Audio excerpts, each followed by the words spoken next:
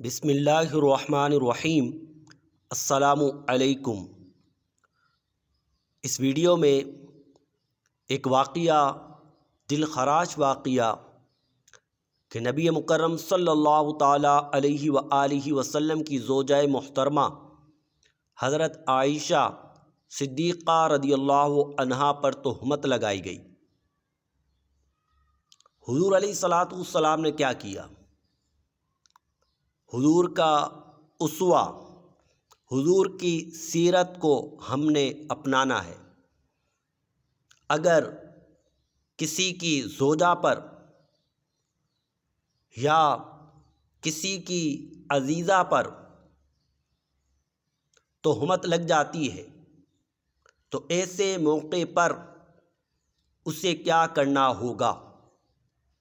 ہمارے یہاں تو فوراً طلاق دے دی جاتی ہے۔ نبی محتشم صلی اللہ تعالیٰ علیہ وآلہ وسلم نے کیا کیا؟ اس پر ہم گفتگو کریں گے۔ حضرت عائشہ صدیقہ رضی اللہ عنہا عظیم خاتون، ایمان والوں کی ماں۔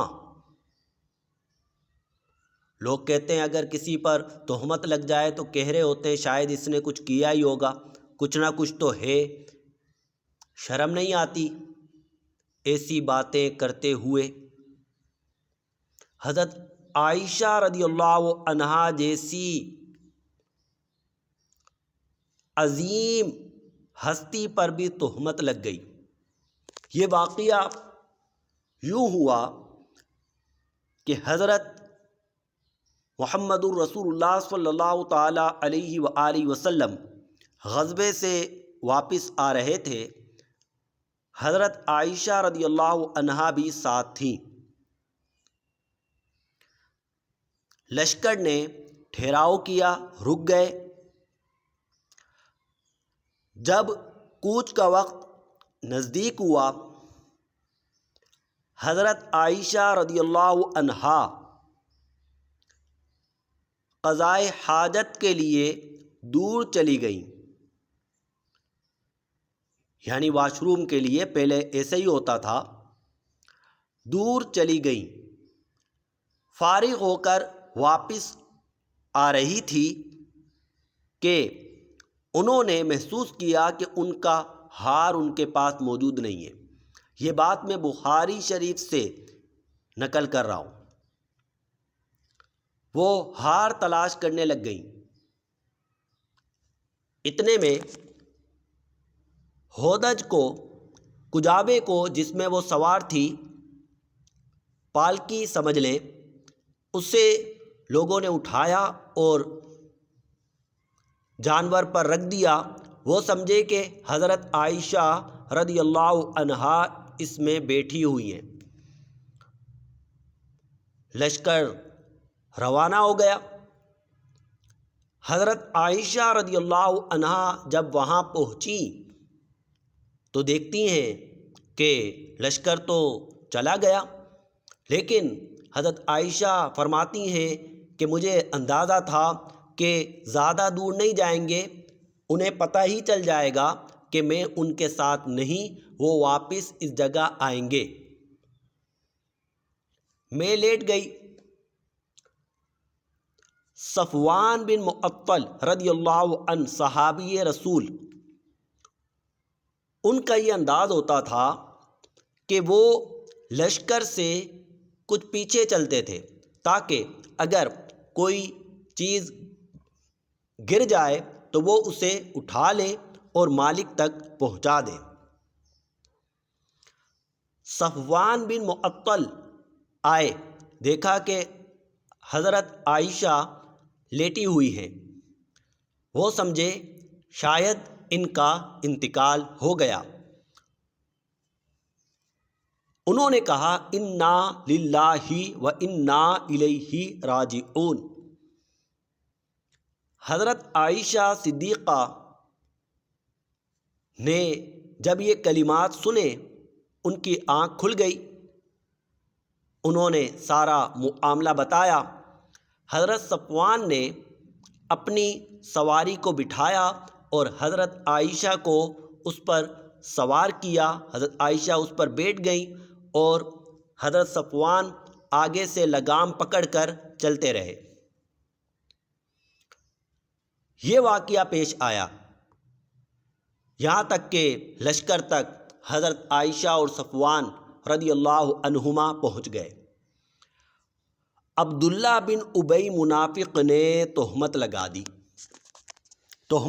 دی کہ یہ پیچھے اس کے ساتھ رہ گئی وغیرہ جو بھی الفاظ تھے، تہمت لگا دی حضرت عائشہ رضی اللہ عنہا پر۔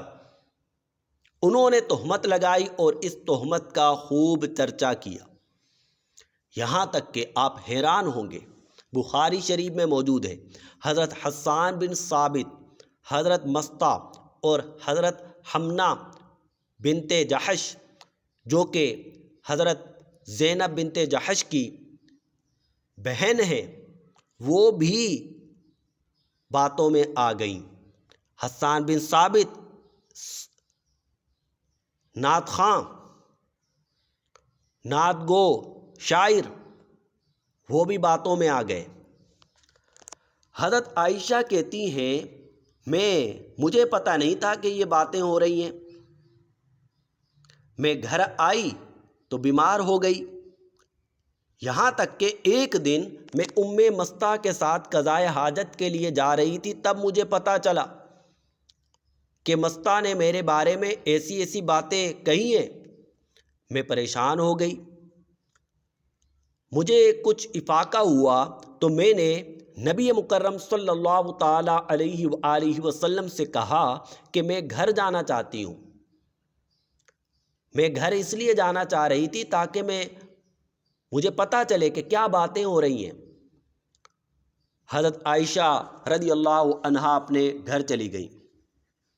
نبی مکرم صلی اللہ تعالی علیہ وآلہ وسلم نے حضرت علی اور حضرت اسامہ بن زید رضی اللہ عنہما ان سے مشورہ کیا۔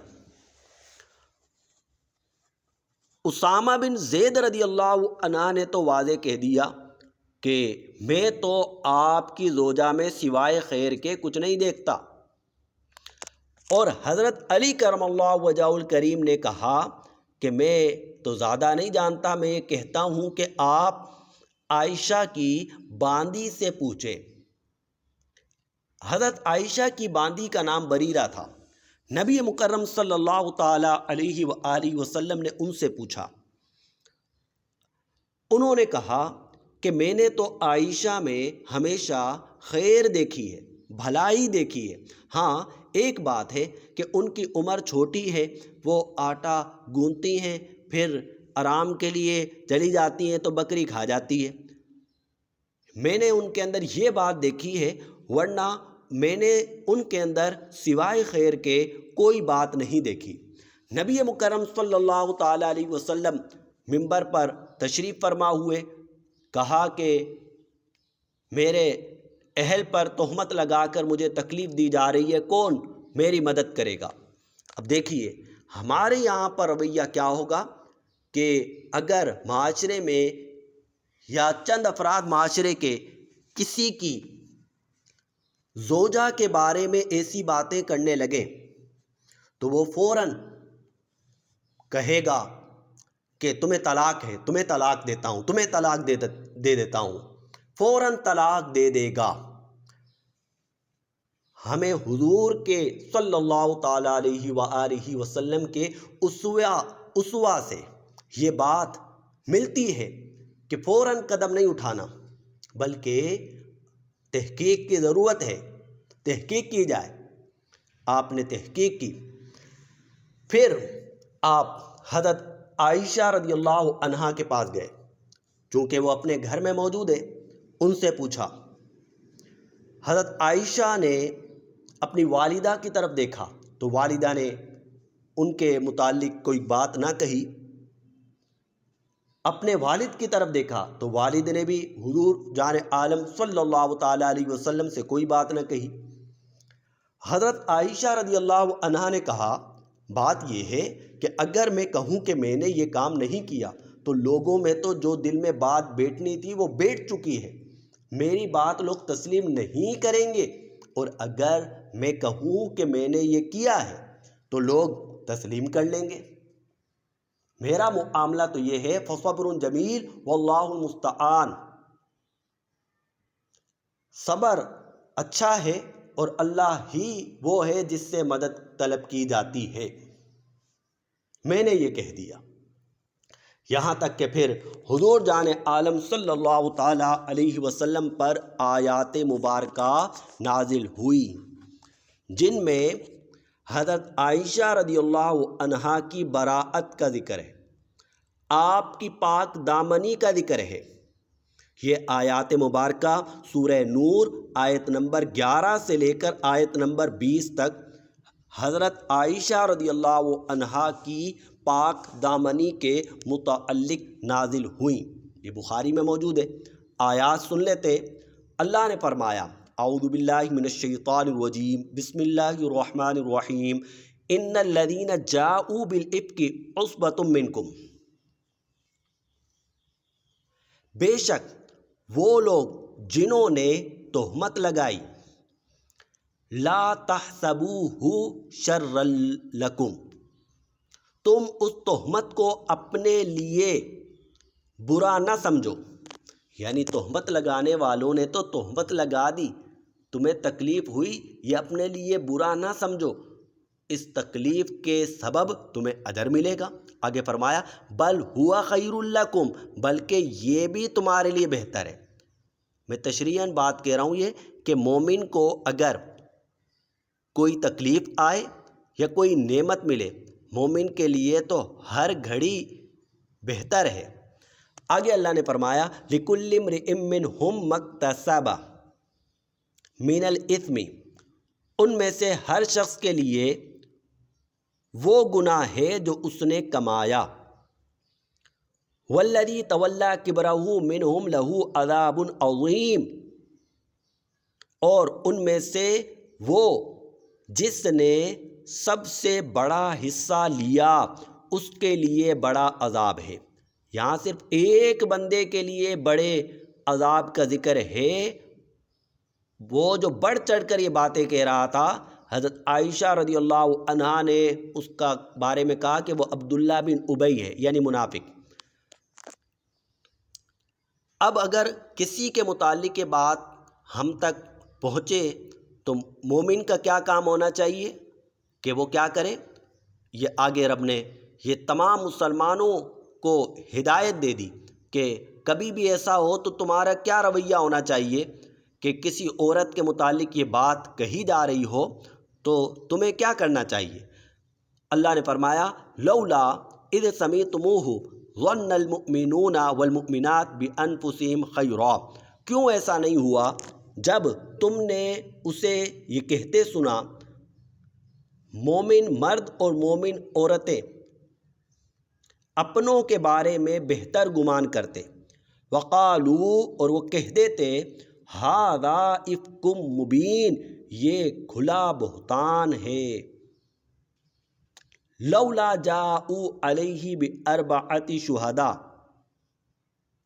اور کیوں ایسا نہ ہوا کہ وہ اس پر 4 گواہ لاتے، فَإِذْ لَمْ يَأْتُوا بِالشُّهَدَاءِ،